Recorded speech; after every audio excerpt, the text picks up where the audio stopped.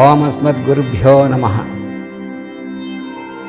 వికిరాలకులాంబోధివిధుమానందరూపిణం అనంతార్యతనూజాతం కృష్ణం వందే జగద్గురుం. శ్రీకృష్ణమాచార్యమనంతపుత్రం సత్సాధుమిత్రం కరుణార్ద్రనేత్రం గురుం గురూణాం పితరం పితॄణాం అనన్యశేషశరణం ప్రపద్యే. అనన్యశేషశరణం ప్రపద్యే. అనన్యశేషశరణం ప్రపద్యే. వందే గురుమనంతార్యం వేదమార్గప్రవర్తకం ఆయుర్వేదస్య పారగ్యం సర్వలోకహితైషిణం. ఓం అస్మద్గురుభ్యో నమః. ఈరోజు మన హోమియో సదస్సుకి ఇచ్చేస్తున్నటువంటి ఇంకా కొంతమంది ఉన్నారు. అందరికీ మాస్టర్ గారి యొక్క శుభాశీస్సులు. మనం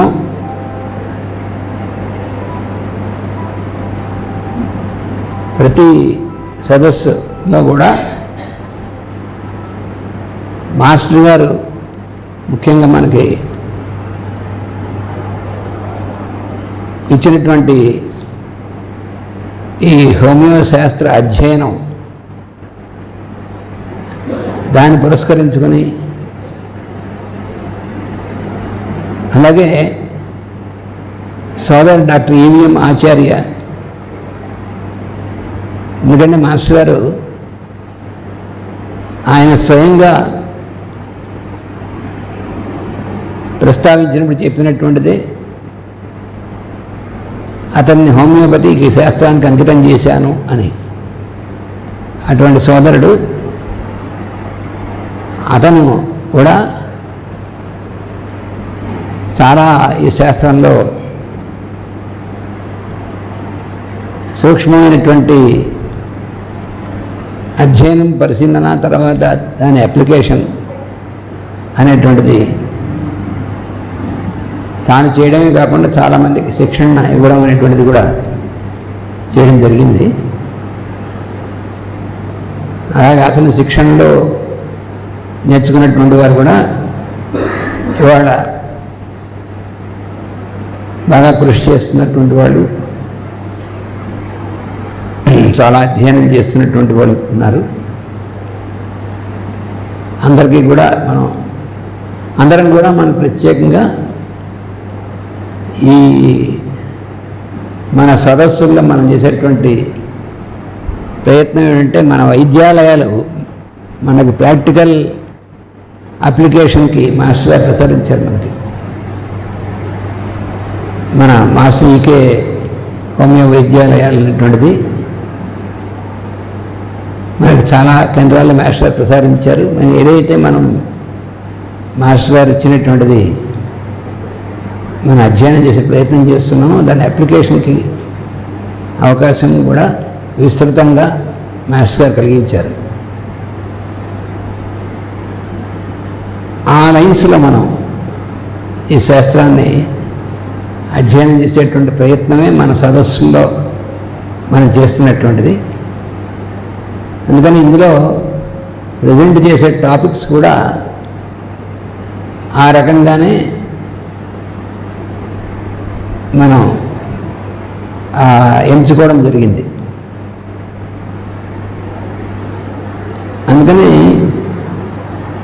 ప్రతి సంవత్సరం మనం 2 సార్లు మే 19th, అక్టోబర్ 2 ఈ హోమియో సదస్సు నిర్వహించుకోవడం అనేటువంటిది చేద్దామని అందరం కూడా మనం అనుకున్నాం. అప్పటి నుంచి కూడా అదే విధానాన్ని మనం కొనసాగుతుంది. అందుకని ఇవాళ కూడా మనం ప్రారంభం చేసాం. ఇప్పుడు మొట్టమొదటిగా మనకి experiences from master EKS application in homeopathic treatment అనేటువంటి అంశం, ఈ అంశం నాకు ఇవ్వబడినటువంటిది.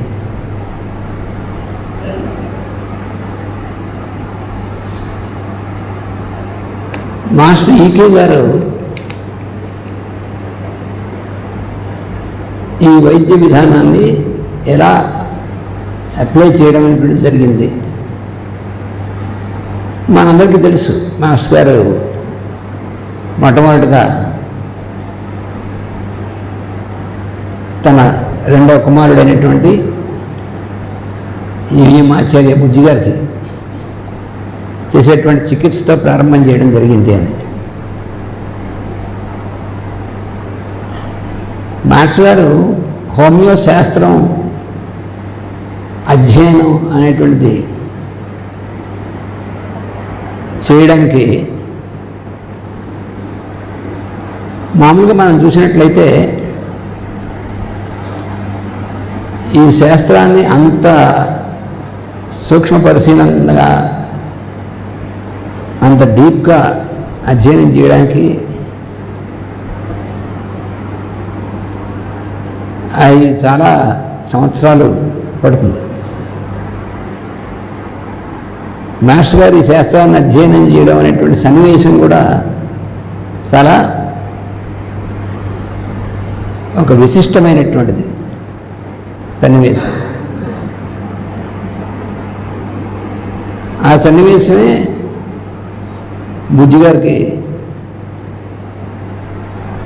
ఈ మూర్ఛ వ్యాధి అనేటువంటిది ఇంచుమించుగా శైశవం నుంచే సంక్రమించడం అనేటువంటిది,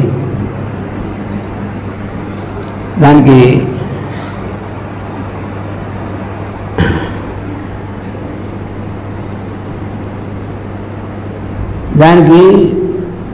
చికిత్స చేయడం కోసం అని ప్రయత్నం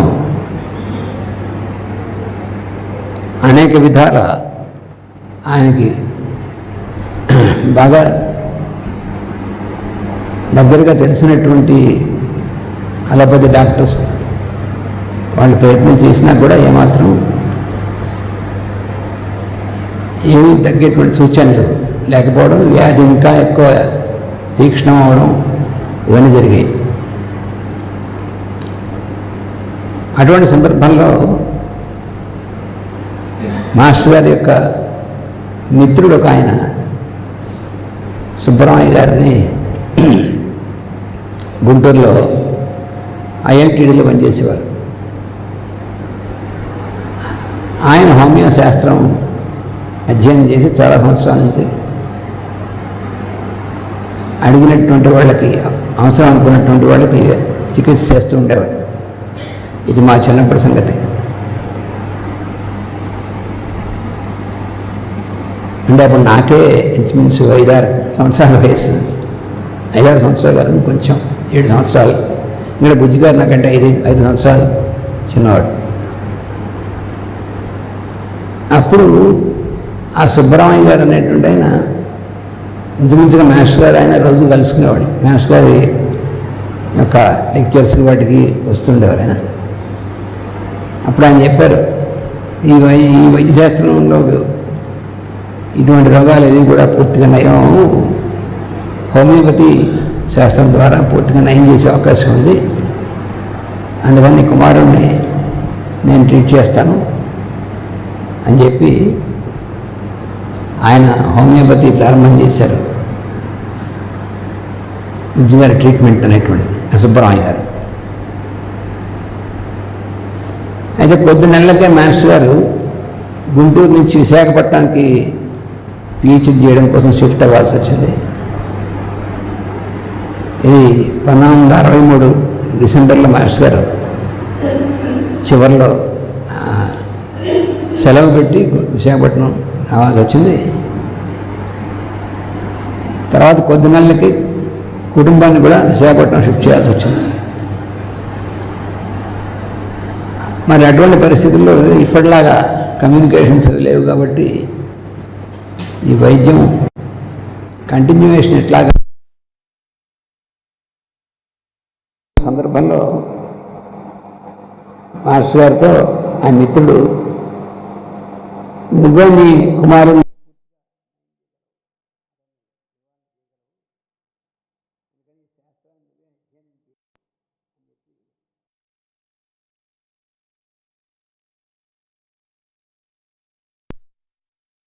ఎవరి ద్వారా వచ్చిన ఆ సందేశాన్ని తన గురువు అయినటువంటి మాస్టర్ గారి దగ్గర నుంచి సివి గారి దగ్గర నుంచి వచ్చినట్టుగా అని ఆయన తీసుకుంటారు.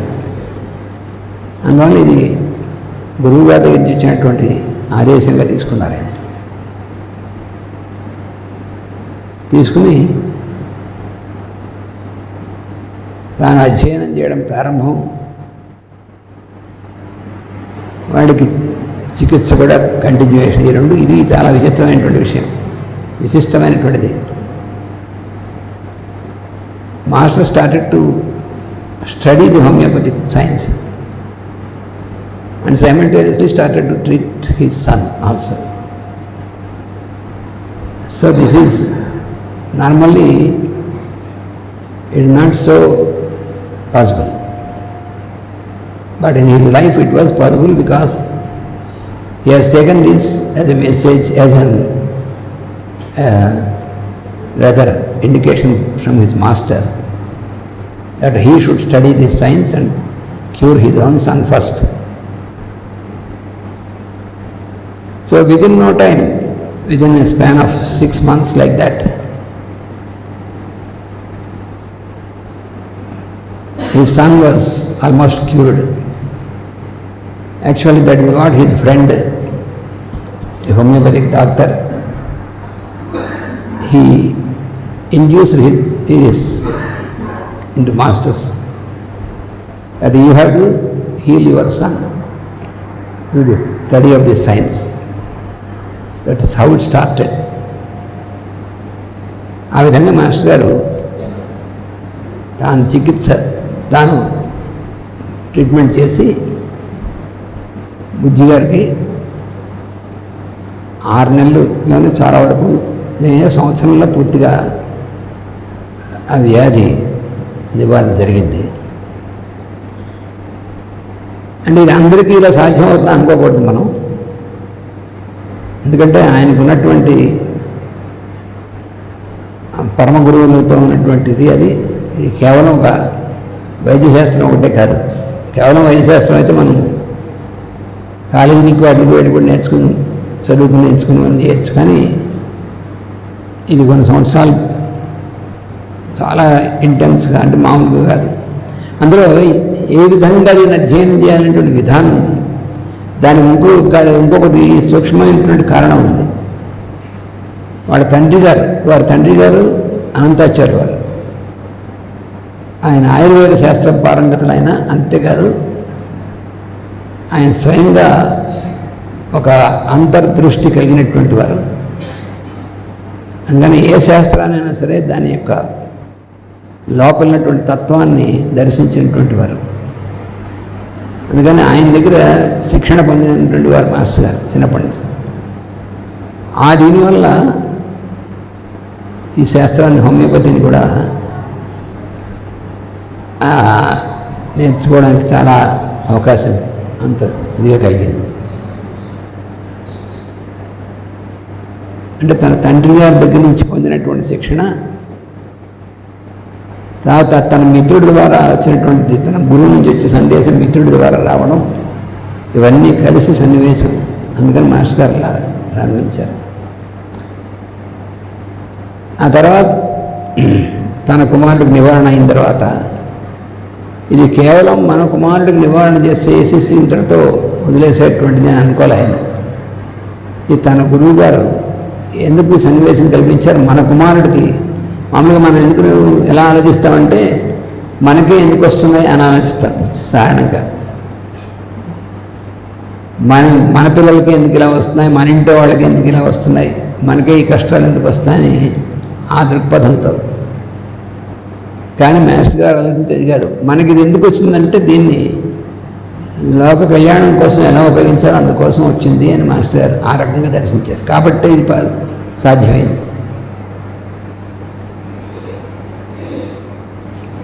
This is very,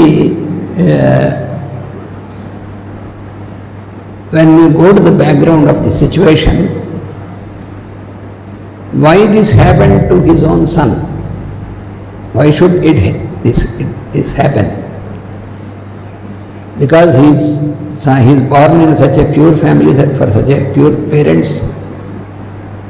In spite of that, why he got such a disease? Without such any such inheritances. So there should be some reason for that. And Master has taken in a most positive manner. Otherwise, generally most people, they think that why we are suffering like this, why we got all these things, why we only are suffering like that. Most of the people go into negative thinking, but Master has taken this in a most positive manner. So he has taken this as an indication that he should, from this, how his son was cured, he should focus this towards the whole humanity to relieve most suffering people from their sufferings and diseases. So in that manner he has taken this in a most positive manner. That is also, for us also it is the most important message. That is also a part of our learning, as I feel. Because we also get such situations, but mostly we go into depressions and negative thinking and all, either for ourselves or for our kith and kin.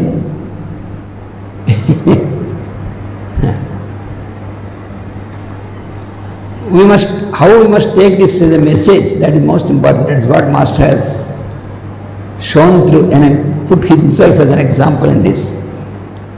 అందుకని దీనిలో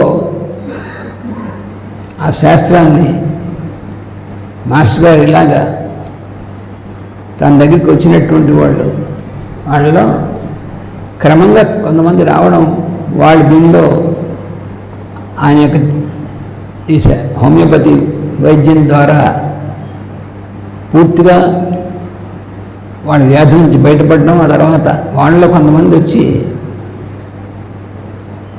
ఇందుకు కృతజ్ఞతగా మేమేం చేయగలం అని master గారు అడగడం, ఇదంతా పెద్ద ప్రణాళిక అన్నమాట, మనకు కనబడనటువంటి ప్రణాళిక.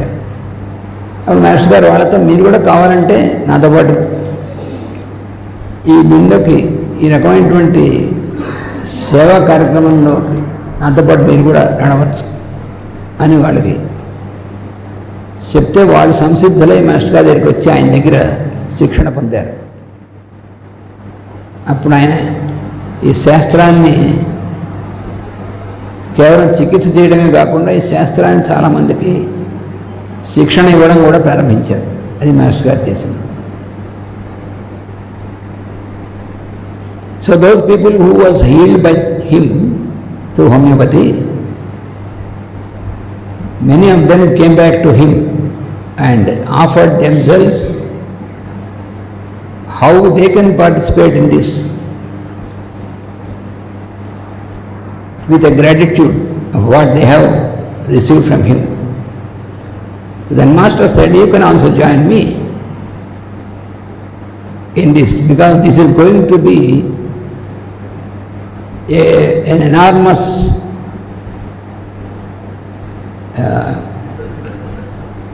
work of serving the humanity and making ourselves instruments for this good work. So many of them joined him, and he not only treated, but he started also to train people, to conduct training classes. That's how this started. అందుకని master గారు అట్లాగా ఆ homeo శిక్షణ తరగతులు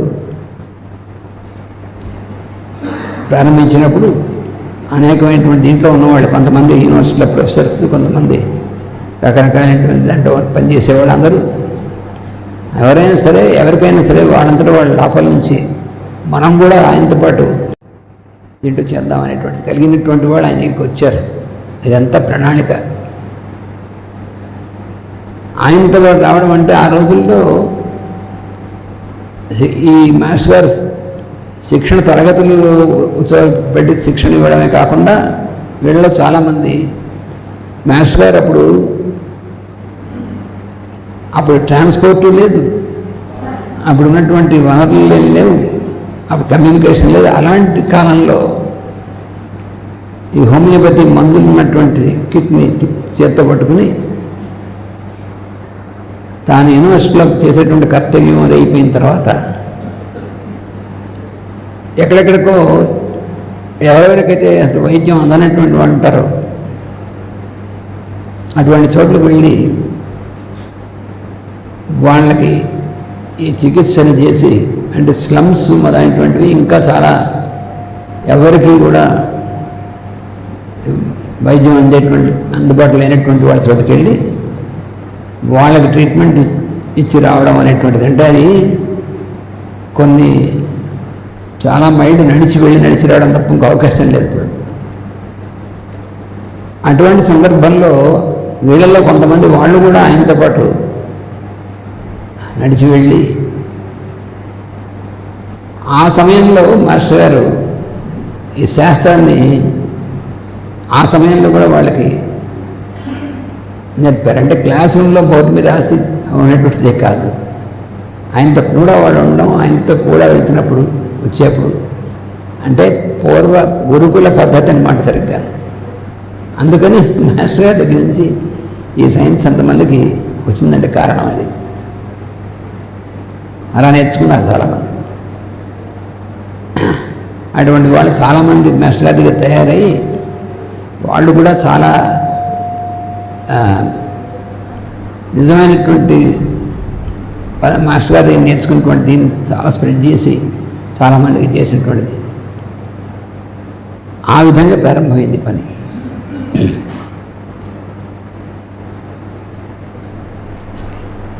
master గారు వైద్యాలయాల్లో వచ్చేటువంటి వైద్యం కోసం వచ్చేటువంటి వాళ్ళు పేషెంట్స్ వాళ్ళతో ఎలా డీల్ చేసేవారు, వాళ్ళకి వైద్యం చేయడానికి అంటే ముందు అసలు వాళ్ళని ఎలా అర్థం చేసుకోవాలి, అది చాలా ముఖ్యమైనటువంటిది. అంటే మనకు తెలుసు హోమియోపతిలో మన దగ్గరికి వైద్యం కోసం వచ్చినటువంటి వాళ్ళకి మనం వాళ్ళని పూర్తిగా వాళ్ళ యొక్క శరీర తత్వాన్ని తెలుసుకునేటువంటి ప్రయత్నం చేయాలంటే వాళ్ళతో ముఖాముఖి కూర్చుని వాళ్ళ దగ్గర నుంచి వాళ్ళ మాటల్లోనూ వాళ్ళ చేష్టల్లోనూ వాళ్ళ యొక్క హావభావాల్లోనూ అన్ని విధాలా కూడా వాళ్ళకి ఆ వ్యాధి కలగడానికి కోసం ఏం జరిగింది, ఆ సన్నివేశాలు, తర్వాత దానివల్ల ఏర్పడినటువంటి ఈ అంటే ఆ సిమ్టమ్స్ అనేటువంటి వాటిని ఎలా తెలుసుకోవాలి, టోటాలిటీ ఆఫ్ సిమ్టమ్స్, దానికోసం కేస్ షీట్ తయారు చేసుకోవడం. కానీ మాస్టర్ గారు ఆయన స్వయంగా తయారు చేసినటువంటి కేస్ షీట్స్ కూడా ఉండేవి. మాస్టర్ గారు తాను శిక్షణ తరగతులు చెప్పినప్పుడు ఆయన నోట్స్ రాసుకునేవారు. చాలా చోట్ల క్లాసెస్ కండక్ట్ చేశారు మాస్టర్ గారు. ఆయన నోట్స్ రాసుకునేవారు, అలా పాయింట్స్ నోట్స్ అవి రాసుకునేవారు. అంటే మాస్టర్ గారు ఈ నోట్స్ రాసుకుని తప్ప ఆయనకి ఈ పాయింట్స్ క్రమంలో గుర్తుండో అనుకోవడానికి వీల్లేదు. ఆ నోట్స్ వినరా. ఒకసారి మేము అడిగాం, మీరు నోట్స్ రాసుకోవాల్సిన అవసరం ఏముందండి, ఎందుకంటే మీరు ఆ శాస్త్రాన్ని మీరు అధ్యయనం చేసినటువంటి విధానం ఒక విశిష్టమైనటువంటిది. ఆ శాస్త్రం మొత్తాన్ని మీరు దర్శనం ఒకసారి చేస్తారు కాబట్టి మీకు సాధ్యమైంది. ఇప్పుడు నిజమే, కానీ దాని ప్రొసీజర్ని ఫాలో అవ్వాలి తప్పనిసరిగా అని చెప్పారు. అది మాస్టర్ గారు చెప్పింది. నిజమే మాస్టర్ గారు, ఎందుకంటే ఇవేం రాసుకోవాల్సిన అవసరం లేదు. మేము ఎన్నోసార్లు ఆయన పక్కన కూర్చున్నప్పుడు చూసాం. Actually is it needed for him to make note of all the symptoms and all these things to treat A person? For him is it needed? Because how he has studied this whole science at a glance, how he has, it is with his inner vision. He doesn't need, because when he looks at a person, he can look into several layers of consciousness and also into several births also even. He can know without asking himself, he can know. But then why he used to make note of this, and also why he used to make a notes before conducting a class? We have asked him, and he said, even though this is a fact what he said, but even then we have to follow this procedure, because it marks a procedure, it is a discipline. So we have to follow it. That's why I do this. For actually master, for master it is not needed also. Master గారు పేషెంట్ని ఎలా చూసేవారంటే, మరి x ray scanning ఇవన్నీ ఏమి చేయాల్సిన అవసరం లేదు. ఆయన చూస్తే ఎక్స్రే స్కానింగ్ అయిపోతుంది. మేము మాకు ప్రత్యక్షమైన అనుభవం. చాలాసార్లు చూసాం. మేము డిస్పెన్సరీలో ఉన్నప్పుడు ఆ గేట్లోంచి పేషెంట్ ఎంటర్ అవుతున్నప్పుడే ఒక్కోసారి మనం చెప్పేవాడు, ఆ వచ్చేటువంటి పేషెంట్కి బలానా ఎయిల్మెంట్ ఉంది, ఫిజికల్గా కూడా బలానా చోట డిఫెక్ట్ ఉంది, ఇవన్నీ చెప్పేవారు. ఇది నేను మా తాతగారి దగ్గర చూశాను, అనంతాచలవారు. అంటే మరి వారి దగ్గర నుంచి సంక్రమించిందే కదా కుమారుడికి. అందుకని మాస్టర్ గారు చెప్పిందంటే తన ప్రథమ గురువు తండ్రి గారు అని చెప్పారు. మాస్టర్ గారు ఆయన జన్మదిన సందేశం అటువంటి స్పీచ్లో చెప్పారు. ఒకరు తన తండ్రి గారు, ఇంకోరు మాస్టర్ సివి గారు, ఇంకోరు బ్లెవెట్స్కీ గారు. ఆ ట్రయాంగిల్ నుంచే తాను ఈ విజ్ఞానం అంతటినీ కూడా రిసీవ్ చేసుకుంటున్నటువంటిది అని చెప్పారు మాస్టర్ గారు. అందుకని మా తాతగారు ఆయన దగ్గర కూడా నేను చూశాను, ఎందుకంటే ఆయన దగ్గర పెరిగాయి కాబట్టి. ఆయన కూడా ఒక వ్యక్తిని చూస్తే వాళ్ళ డిఫెక్ట్ ఎక్కడుందో బాడీలో అనేటువంటిది చూసి చెప్పేసేవారు. ఎందుకంటే ఒకసారి విజయవాడలో ఒక ఆవిడకి, ఒక పేషెంట్ ఆవిడకి ఊళ్ళో ఉన్నటువంటి డాక్టర్స్, పెద్ద డాక్టర్స్ అందరూ కూడా టీబీ అని చెప్పి డయాగ్నోస్ చేశారు.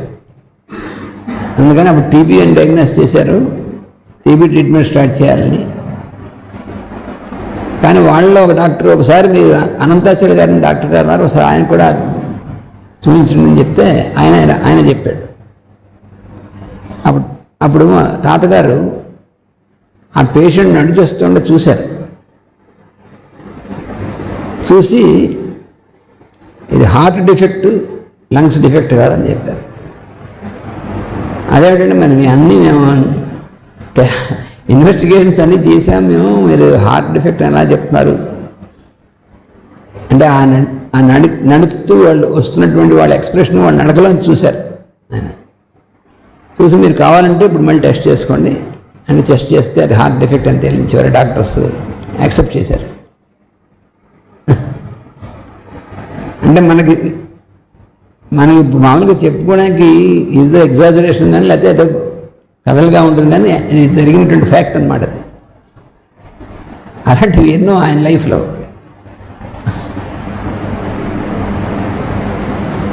రేడియోలో పాడుతున్నటువంటి ఒక వ్యక్తి, ఆ వ్యక్తి పాడుతున్నప్పుడు ఆ వాయిస్ విని ఆ వ్యక్తి యొక్క ఆకారం ఎలా ఉంటుంది, ఫేషియల్ ఎక్స్ప్రెషన్ ఎలా ఉంటుంది, వాళ్ళు ఎలా అంటే మొత్తం డిస్క్రిప్షన్ చెప్పారు. అసలు చూడనటువంటి వ్యక్తిని ఆ వాయిస్ విని, అటువంటిది ఆయన యొక్క దర్శనం. అందుకని అటువంటి ఆయన కుమారుడైన, అందుకని మరి ఈయనకి సంక్రమిస్తాయి కదా. ఆయన పైగా ఆయనే తన గురువు అనేటువంటిది. ఆయన తండ్రి కొడుకులు గురు శిష్యులు కూడా. అందుకని అనేకమైనటువంటి అడ్వాంటేజ్ ఇది. It is a very unique advantage because his father was his Guru, his master. So he has inherited these divine qualities from his father.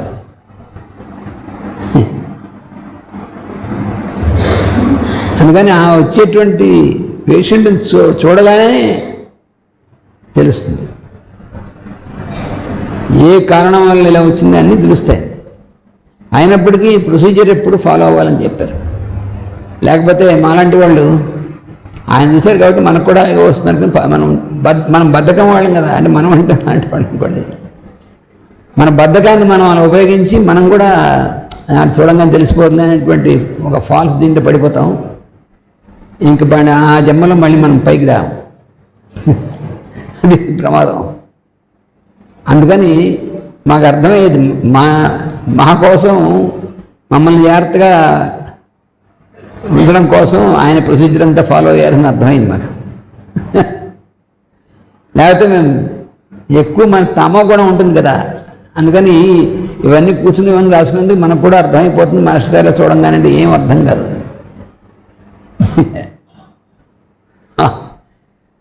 అలా ఊహించుకోవడం వీలే. మన ప్రొసీజర్ ఫాలో అవ్వాలి. అందుకని ఆయన ఫాలో అవ్వకపోతే మనం ఫాలో అవ్వం. అక్కడుంది రహస్యం. అందుకని మన కోసం ఫాలో అయ్యేది అర్థమైంది. ఎందుకంటే భగవద్గీత కృష్ణుడే చెప్పాడు, యజ్ఞత్ ఆచరితే శ్రేష్ఠ తతడే వితరోజన అని. అలా అందుకోసం ఫాలో అయ్యారని చెప్పి మాకు అర్థమైంది ఆయన ఇవన్నీ. లేకపోతే ఎక్కడో ఉన్నటువంటిది, ఎక్కడ దూరం నుంచి చూసిన పేషెంట్కి ఎక్కడ ఏం డిఫెక్ట్ ఉందో చెప్పారంటే మామూలు విషయం. కానీ ఆ తర్వాత వెరిఫై చేస్తే ఎగ్జాక్ట్గా అంతే.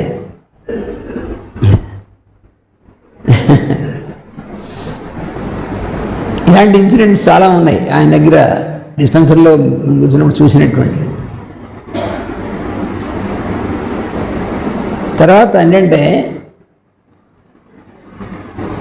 ఆ వ్యాధి లక్షణం అంటే కనిపించేటువంటి లక్షణాలు అవి కాకుండా వెనకాల బ్యాక్గ్రౌండ్ ఏంటి, ఎందువలన ఈ వ్యాధి అనేటువంటిది ఎక్కడి నుంచి వస్తుంది అనేటువంటిది అధ్యయనం చేయడంలో అది మాస్టర్ గారు మనకి ఇచ్చినటువంటిది. when we study a patient for treatment, because before starting to treat the patient, it's very important for us to study his constitution through the totality of symptoms, because that is a basic thing what Dr. Hahnemann has given us. Unless we arrive at the totality of symptoms, we cannot make really the needed treatment needed for that patient. We cannot make really any help in the form of relieving the person from that suffering from disease.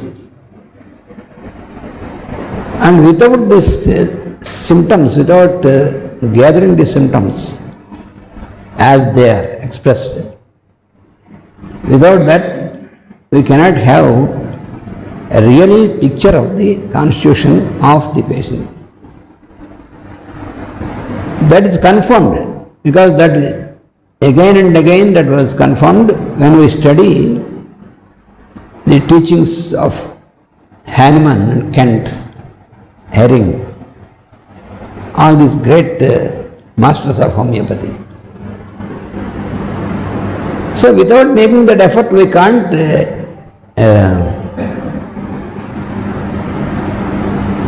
can't expect ourselves that we can do any cure, really.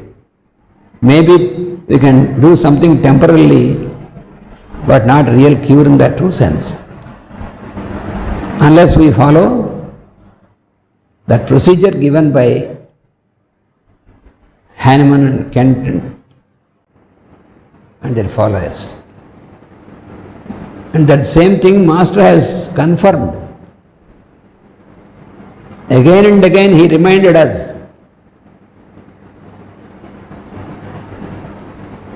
which is most important. You have to make all the effort. You may not be able to do it in one sitting. Therefore, you have to constantly keep observing that patient to get more and more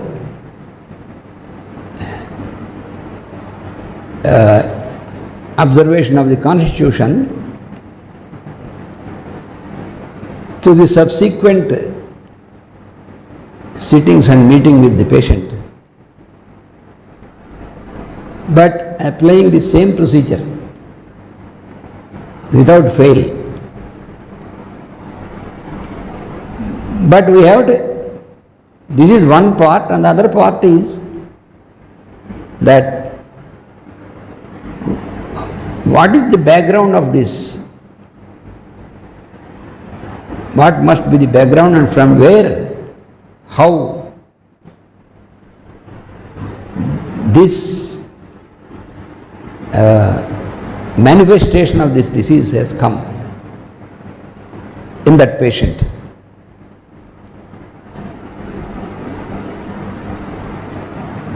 ఇప్పుడు epilepsy ఉంది for example. But epilepsy అంటే మనం ఊరికనే అలవాటు కాబట్టి మనం పేరు చెప్తున్నాం కానీ, బట్ వీ హ్యావ్, మనకి అది ఎపిలెప్సియా ఏ పేరా అనేటువంటిది దేర్ ఇస్ నో సిగ్నిఫికెన్స్. ఇది మాత్రం మనం కంపల్సరీగా గుర్తుపెట్టుకోవాలి. హోమియోపతిక్ స్టూడెంట్స్గా మనం గుర్తుపెట్టుకోవాల్సింది ఏంటంటే, name of the disease is not significant for us.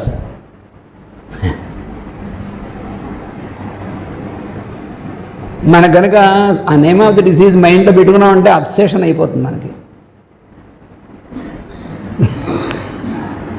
If we remember the name of the disease of the patient, it becomes an obsession in our mind and we cannot proceed further in a proper manner in treating the case.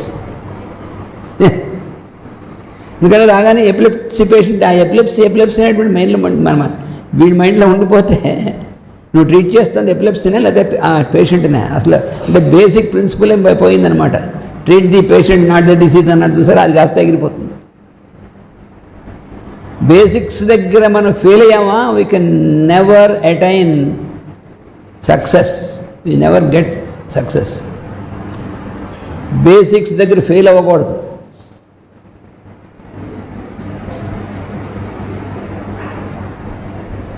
మనం చదివి ఉండొచ్చు, మనం చాలా ఎక్స్టెన్సివ్గా ఏవో రకరకాల విధంగా చదివి ఉండొచ్చు మెథడ్స్ అవన్నీ, but that doesn't matter. Basics దగ్గర ఎంత మనం జాగ్రత్తగా ఉన్నామో అది మోస్ట్ ఇంపార్టెంట్. సో కాకపోతే మన దగ్గరికి వచ్చేటువంటి పేషెంట్స్ మాత్రం వాళ్ళు, ఎందుకంటే అప్పటిదాకా వాళ్ళు ఎడ్యుకేట్ అయినటువంటిది దాంట్లో కాబట్టి, మీ డిసీజ్ ఇది అని వాళ్ళకి ఆల్రెడీ అంతకుముందు డాక్టర్స్ చెప్పారు కాబట్టి వాళ్ళు దాంట్లోనే వస్తారు. బట్ మనకి కానీ మన పేషెంట్తో మీరు డిసీజ్ పేరు చెప్పాల్సిన అవసరం లేని పేషెంట్తో అనకూడదు. మనం ఎక్కడేం పొరపాటున పేషెంట్తో కనుక కొంచెం చేసామా, ఆ తర్వాత క్లోజ్ అయిపోతాడు. పేషెంట్ దగ్గర మనకి ఇన్ఫర్మేషన్ రాదు.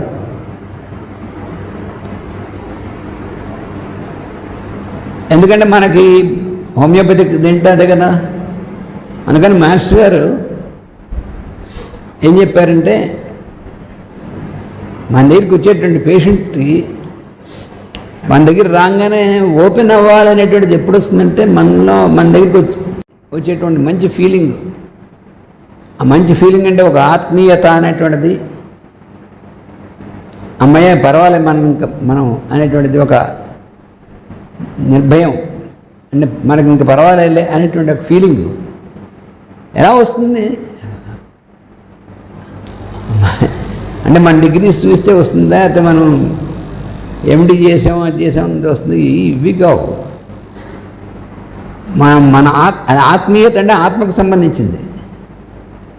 మనం పేషెంట్ని ఆత్మీయమైనటువంటి విధంగా మనం చేస్తే దానివల్ల వాళ్ళలో కూడా రిఫ్లెక్ట్ అవుతుంది. అందుకని పేషెంట్ అలా ఫీల్ అవుతేనే మాస్టర్ అన్నారు, the patient should feel at home with us అన్నారు.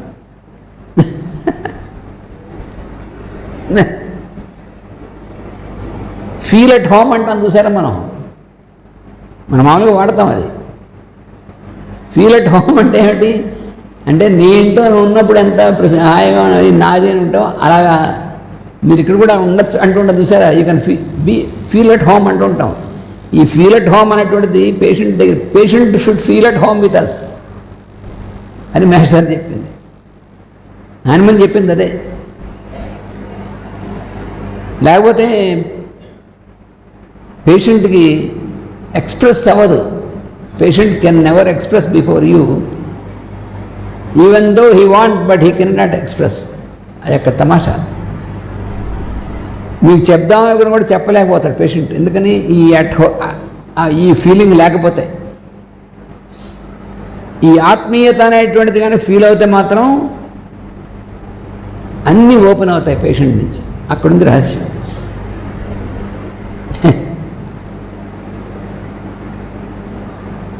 అంటే మనం ఏ మందు సెలెక్ట్ చేసాము, అర్జెంటుగా ఏ మందు చేసాము అనేటువంటిది కాదు.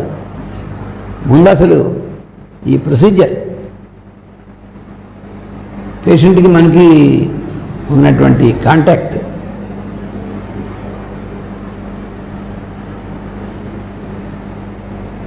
కాకపోతే దీనికి వెనకాతల చాలా ఇది ఉండాలి. ఇది మాస్టర్ గారు చెప్పింది. మన ద్వారా జరగాలంటే మనం మయాజమ్స్ నుంచి ఎంత బాగా బయటపడితే అంత తొందరగా వీలవుతుంది.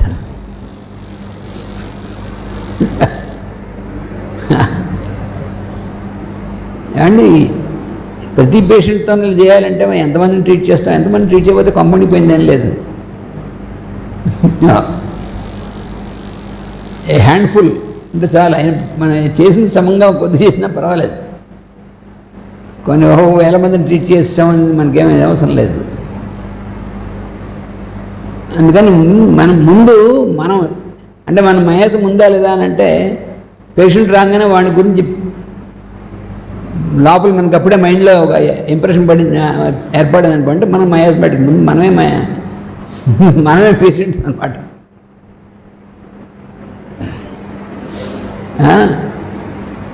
అదే లేదండి నేను పర్సన్ చూడంగా నాకు అర్థమైపోతుంది, ఫాల్స్, నాన్ సెన్స్. మాస్టర్ గారి లెవెల్లో మనం ఆలోచించుకోకూడదు, ఏం అర్థం కాదు.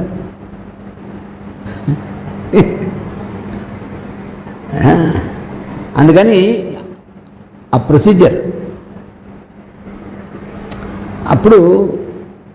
అప్పుడు మనం డీటెయిల్స్ మనం ఆ దీంట్లోకి లోపలికి ఎంటర్ అవ్వగలుగుతాం. ఎంటర్ అయిన తర్వాత ఎందుకని ఆ డిసీజ్ ఎందువల్ల వచ్చింది అనేటువంటిది అర్థం చేసుకోవడానికి మాస్టర్ గారు చాలా అనేకమైన పాయింట్స్ ఇచ్చారు.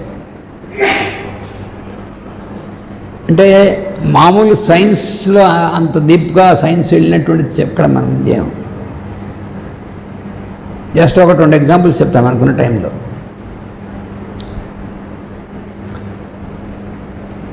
అది ఎపిలెప్సీ కానీ లేకపోతే ఇంకోటి ఏదైనా సరే పీరియాడిసిటీ కానీ, ఇవన్నీ కూడా ఎందువలన అది జరుగుతోంది, పీరియాడికల్గా వచ్చేటువంటిది, లేకపోతే అది ఫిట్స్ అవ్వచ్చు, ఫీవర్ అవ్వచ్చు, లేకపోతే ఇంకోటి అవ్వచ్చు, ఏదైనా అవ్వచ్చు. ఎందుకని అలా పీరియాడిసిటీ అనేటువంటిది ఎందుకు మెయింటైన్ అవుతుంది అనేటువంటిది. దానికి ఏంటంటే మాస్టర్ గారు ఆయన ఇచ్చిన క్లాసెస్లో ఆయన చెప్పినటువంటి లెక్చర్స్లోనే ఉన్నాయి. ఆ ఊరికి అలా దాటిపోతే మనకు మందు కాదు. ఆయన ఇచ్చినటువంటిది ఫిలాసఫీ లెక్చర్స్ అని ఇచ్చినటువంటి వాటిలను చాలా రిపీటెడ్గా లోపల జాగ్రత్తగా వినాలి. అప్పుడు దానికి మనకు తెలుస్తుంది. అందరూ ఇచ్చారు. అదేంటంటే మన కాన్స్టిట్యూషన్లో మన కాన్స్టిట్యూషన్ మొత్తం లాస్ ఆఫ్ నేచర్ అనేటువంటి వాటి యొక్క దీంతో పనిచేస్తుంది. బేసిక్గా we have to remember that we are governed by the laws of nature which are unchangeable. There are several laws of nature which are unchangeable, and one of such law is that periodicity. That is అభ్యాసం అంటారు. ఆ అభ్యాసం అనేటువంటి దానివల్ల వాళ్ళు ఏమవుతుందంటే సరిగ్గా ఆ పీరియాడిసిటీ ఎందువల్ల అవుతుంది? నెగిటివ్గా వాళ్ళలో ఉన్నటువంటి మయాజం అనేటువంటిది ఆ పీరియాడిసిటీ అనేటువంటి దాన్ని ఉపయోగించుకొని వాళ్ళు ఇవి తీసుకొస్తాం.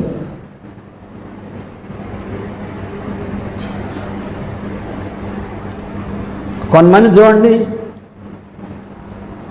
సరిగ్గా రోజు విడిచి రోజు జ్వరం రావడం, లేకపోతే వారానికి సరిగ్గా అదే వారం అదే జ్వరం రావడం, ఇలాంటివి అనేక ఎగ్జాంపుల్స్ ఉన్నాయి మనకి. ఈ పీరియాడిసిటీ అనేటువంటిది ఎందుకు వస్తుందంటే వాళ్ళలో ఉన్నటువంటి మయాజం అనేటువంటిది ఈ పీరియాడిసిటీ అనేటువంటి దాన్ని యూజ్ చేసి అది పనిచేస్తుంది. అందువల్ల అది కనబడుతుంది అన్నమాట. తర్వాత ఇంకొక చాలా ఇంపార్టెంట్ది ఏం చెప్పారంటే, ఈ మనం చూసేటువంటి ఫిట్స్ కానీ ఇవన్నీ కనిపించేటువంటి ఉంటాయి రకరకాలుగాను. ఇది ఎందువల్ల అలా వస్తుంది ఆ స్ట్రగుల్ అనేటువంటిది మనం చూస్తే అంటే దానికి కూడా ఎక్కడ మన మామూలు కనిపించదు. అదేం చెప్పారంటే మన ఫిజికల్ బాడీ, వైటల్ బాడీ, ఈ రెండు కూడా, ఈ ఫిజికల్ బాడీ అనేటువంటిది వైటల్ బాడీ అయితే ఎలా అయితే ఉంటుందో దాని ప్రకారమే ఫిజికల్ బాడీ తయారయ్యి దాని ప్రకారమే పనిచేస్తూ ఉంటుంది, దాని అమ్మడే పనిచేస్తూ ఉంటుంది. ఈ భౌతిక శరీరం, ప్రాణ శరీరం, ఈ రెండు కూడా అలా క్లోజ్గా ఫిట్ చేసి ఉంటాయి. వీటి దీంట్లో ఏమవుతుందంటే ఈ రెండు కూడా ఓదాంకోటి ఫిట్ చేసినటువంటి వాటిల్లోకి ఈ మయాజ్మెటిక్ ఎఫెక్ట్ వెళ్ళినప్పుడు దాని నుంచి సపరేట్ చేసేటువంటి ఇది జరుగుతుంది ఫోర్స్. ఈ మయాజం అనేటువంటి ఫోర్స్ వల్ల ప్రాణ శరీరం నుంచి సపరేట్ జరిగిందంటే భౌతిక శరీరానికి ఎగ్జిస్టెన్స్ డేంజర్. అందుకని మళ్ళీ ప్రాణ శరీరం ఏం చేస్తుందంటే మళ్ళీ దానికి వెనక్కి దాన్ని మళ్ళీ దీనిలో గ్రిప్ దీంట్లో ప్లేసింగ్ రావడం కోసం ప్రయత్నం చేస్తుంది ప్రాణ శరీరం. ఆ చేసేటువంటి ఎఫర్ట్లో వస్తుంది ఈ జెక్స్ అనేటువంటివి, ఈ రకమైనటువంటి ఇదంతా కూడా. మనకి మామూలు సైన్స్లు చూసి ఇవన్నీ సీజర్స్ ఇవన్నీ ఎలా ఎందుకు వస్తున్నాయి, ఇలాగా మాటికి ఇవన్నీ ఎందుకు వస్తాయి? ఎందుకు కొట్టుకుంటున్నారు? వాళ్ళు కొట్టుకుంటుంటారు, అయిపోతూ ఉంటారు. అది ఎపిలిప్టిక్ కావచ్చు, హిస్టీరిక్ కావచ్చు, ఏ రకమైన సరే కారణం ఏమిటంటే మాస్టర్ గారు చెప్పారు. అది మామూలు టెక్స్ట్ బుక్స్లో దొరకదు. ఈ కారణం ఏంటంటే the vital body or vital force is making an effort to connect it to the physical body. మన ఫిజికల్ బాడీ మెయింటైన్ అవ్వాలంటే దాంతో కనెక్ట్ అయ్యి ఉంటేనే మెయింటైన్ అవుతుంది. దాని కనెక్షన్ పోతే ఫిజికల్ బాడీ ఉండదు, అంటే మృత్యు అన్నమాట. అది When we are disconnected with our vital body, then it is the end of the matter.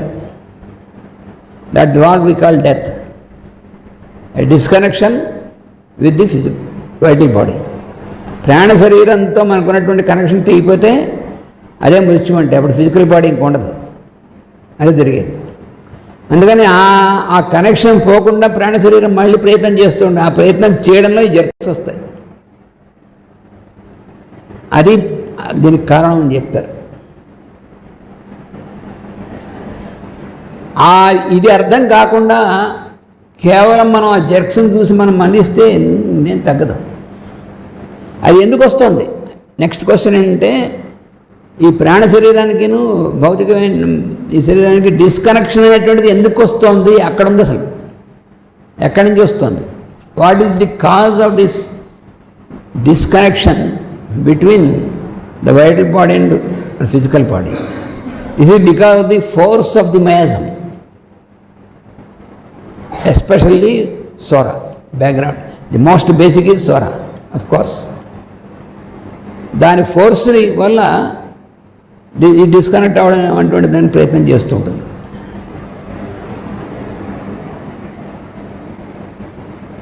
దానివల్ల ఇది జరుగుతుంది. అది ఎన్ని రకాలుగా రావచ్చు. ఎందుకు ఆ నెగిటివ్ ఫోర్స్ అంటే ఆ సోరా అనేటువంటిది, మయాజం అనేటువంటిది ఎందుకు ఆ రకంగా అటాక్ చేస్తుంది? ఆ మయాజం అనేటువంటిది ఎస్టాబ్లిష్ అయినటువంటిది లోపల, అది ఎప్పుడు వీలవుతే అప్పుడు అలాంటి సిచ్యువేషన్స్ని క్రియేట్ చేస్తూ ఉంటుంది అని మనకి హ్యాన్మన్ గారు చెప్పారు.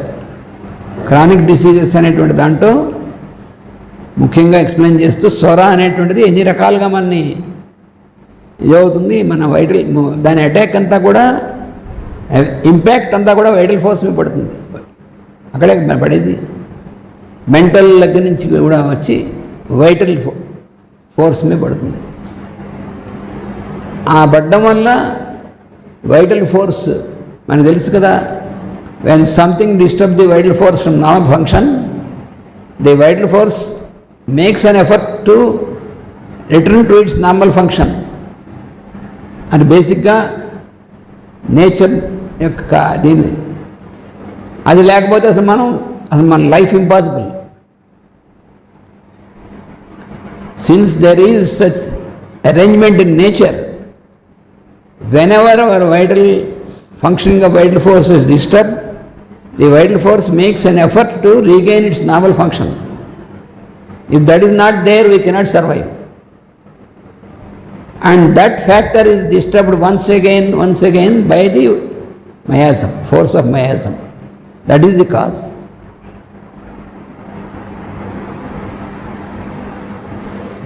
అది అసలు అన్నిటికీ అది ఎన్ని రకాలుగా అయినా మేనిఫెస్ట్ అయ్యి ఎన్ని రకాలుగా సిమ్టమ్స్ని ప్రొడ్యూస్ చేస్తుంది. అదే డిఫరెంట్ కాన్స్టిట్యూషన్స్గా మనకు ఎగ్జిబిట్ అవుతూ ఉంటుంది. అదే డిఫరెంట్ డిసీజెస్గా మేనిఫెస్ట్ అవుతూ ఉంటుంది. మనకి హ్యాన్మన్ గారు చెప్పింది అది మాస్టర్ గారు దీన్ని చాలా డీప్గా ఎక్స్ప్లెయిన్ చేశారు, చూపించారు కూడా మనకి చాలా కేసెస్లో. దానికి డిటెక్ట్ చేయడానికి వాళ్ళ లైఫ్లో ఉన్నటువంటి సన్నివేశాలు ఏమిటో అనేటువంటి దాకా వెళ్ళాలి మనం. We have to go deeper in to the incidents and situations in the life of the person and the patient. We have to try to trace it to that level. ఏ కారణం చేత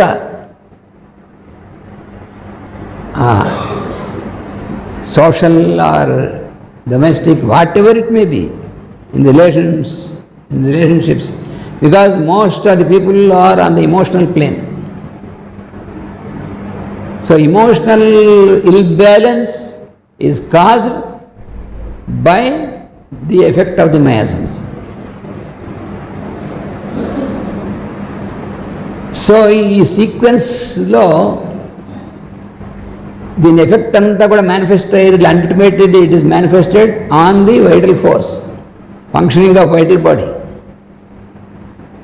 so the functioning of vital body is obstructed because of all these disturbances. So unless you know the cause, unless you try to eliminate the cause, sometimes the eliminating cause is not only just by applying the medicine, but that needs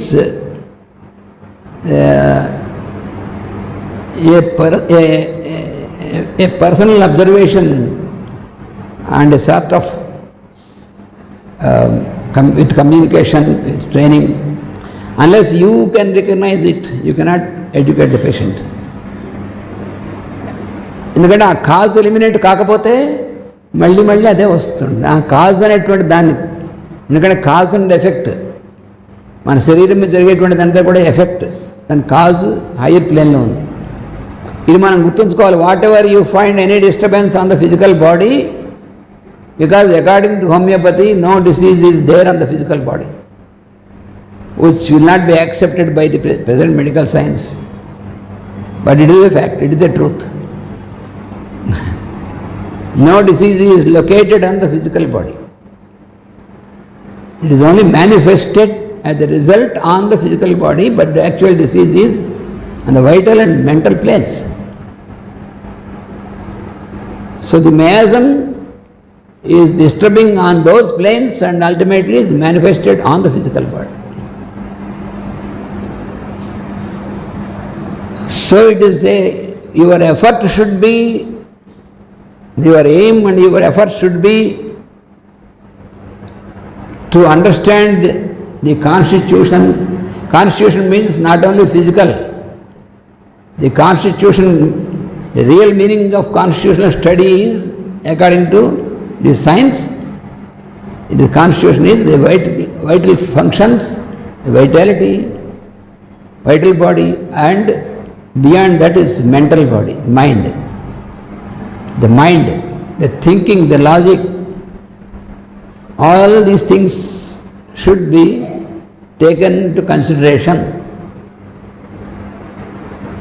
master గారు అయితే master గారికి వాళ్ళవన్నీ ఇవి చేసుకోవడం ఏంటంటే with in no time ఆయన ఇమీడియట్గా చేయగలరు. మన ఎక్కడ చేయగలం? Because he's a master, he can do that immediately. అది చూస్తూనే స్కాన్ అయిపోతుంది మనకు. అయ్యో మనం ఒకసారి అనుకుంటే అయ్యి బాబాయ్ మన నిన్న స్కాన్ ఆయన ప్రత్యేకంగా మనం స్కాన్ చేయరు. మనకేమో మన ఆయన దగ్గరికి మనం వెళ్ళి మేము బాగుపడదాం అనుకుంటున్నాం, మాకు క్యూర్ చేయండి అంటే స్కాన్ చేస్తారు. లేకపోతే ఆయనకేం పని? ఇలా అక్కర్లేనివన్నీ స్కాన్ చేస్తే ఆయన మాస్టర్ అవ్వరు. ఆయన కూడా మనలాగే మ్యాథమెటిక్ పేషెంట్ అయిపోతారు. అవతల వాళ్ళు మన గురించి ఏమనుకుంటున్నారు అనుకున్నాం అనుకోండి, వీడు పడిపోతాడు, పేషెంట్ అయిపోతాడు. మన సైకోటిక్ పేషెంట్స్ అయిపోతాం. అందుకని అది కాదు, మన దగ్గరికి వచ్చినటువంటి వాళ్ళు హీలింగ్ అనేటువంటి దాంట్లో ఆయన మాస్టర్ గారు ఎట్లాగా చేశారు అనేటువంటిది అది మోస్ట్ ఇంపార్టెంట్. అందుకని మాస్టర్ గారు మనకి ఈ homeopathic treatment, application of homeopathic treatment అంటే మాస్టర్ గారు మందులు ఇవ్వడం ఒకటే కాదు. నేను ఇచ్చిన దీంట్లో అప్లికేషన్ ఆఫ్ హోమియోపతిక్ ట్రీట్మెంట్ అంటున్నారు. ఆయన హోమియోపతిక్ ట్రీట్మెంట్ ఏ దీనికి ఏ మందు ఇచ్చారో చెప్పరేమంటే ఏ మందుకి ఏమి ఇచ్చారో చెప్పండి మనం తెలుస్తుంది. అది కాదు, అసలు ఎక్కడి నుంచి చూడాలని చెప్పారు, అది ఇంపార్టెంట్. ఎఫెక్షన్ అంటే వేరే అది కాదు, హయ్యర్ దీంట్లో ఆత్మీయత మొట్టమొదటి చెప్పాను చూసారా, ఆత్మ సంబంధమైనటువంటిది ఆత్మీయత. వాళ్ళు బాగుపడాలి, వాళ్ళు ఎలా బాగుపడతారు, వాళ్ళు ఎలా చదువుతారు, నేను ఏం చేయగలను అనేటువంటి ఆ రకమైనటువంటి యాటిట్యూడ్తో మనం డీల్ చేయాలి. ఇంకా వేరే రకమైనటువంటిది ఎమోషనల్ అస్సలు కాకూడదు. గుర్తుపెట్టుకోండి, పేషెంట్తో మనకి ఇమోషన్ రిలేషన్షిప్లోకి వెళ్ళామా మనం కూడా పేషెంట్ అయిపోతాం. వాళ్ళకు ఉన్నటువంటి మయాజం మనకు కూడా సంక్రమిస్తుంది. ఆల్రెడీ మనకున్న మయాజమ్స్ ఇన్హెరిటెడ్ అయినట్టు ఉంటాయి, ప్లస్ యాడ్ అయిపోతుంటాయి, యాడెడ్ మయాజమ్స్. ఎక్కడ ఎమోషనల్ సంబంధం పేషెంట్తో కాదు ఎవరితో అయినా సరే ఇమోషనల్ రిలేషన్షిప్ ఉందా ఎక్స్చేంజ్ అయిపోతుంది మొత్తం ఎమోషన్, ఆ ప్లేన్లోంచి మొత్తం మ్యాజం అంతా ఇదైపోతుంది. అందుకని పేషెంట్తో మొత్తం మనం చేయాల్సింది. ఇప్పుడు మనకు 9 o'clock అయిపోయింది.